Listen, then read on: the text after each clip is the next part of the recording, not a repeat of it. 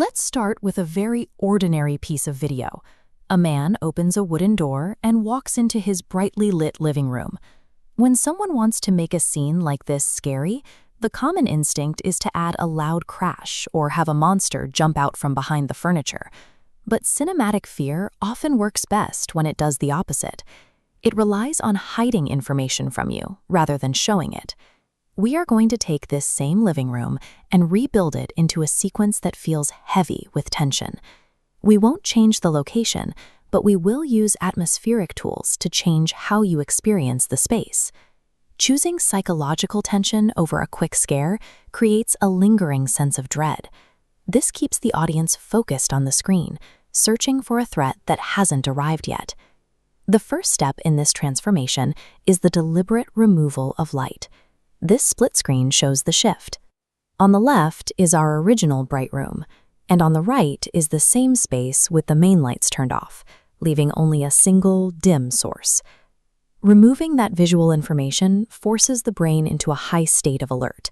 Without a clear picture of the room, your eyes begin to search those long shadows to make sure they are actually empty. The second layer of the transformation involves how we move through the space. We swap out our static, unmoving camera for one that slowly pushes forward, tracking steadily behind the man as he walks. By slowing down the pacing, we trap the viewer in the moment. You can't look away or speed up the footage, which creates an agonizing wait for whatever might be at the end of the hall. By manipulating the light and the motion, the filmmaker strips away your sense of safety. It creates a feeling of vulnerability before a threat is even introduced. Next, we bring in sound. We replace the random background noise of the house with a highly deliberate audio design. In the audio mix, erratic spikes of random noise transition to a steady low-frequency hum and rhythmic heartbeat, making your own heart beat faster. Then, a sharp, clear tap, tap, tap, before dropping into sudden, total silence. A sudden shift into total silence is often more unsettling than a loud explosion. It triggers a freeze response, making you listen even closer for any tiny sound. Finally, we add the actual threat to the sequence. We place a tall, faceless human silhouette in the background, keeping the edges soft and blurred. This is what filmmakers call a blank canvas.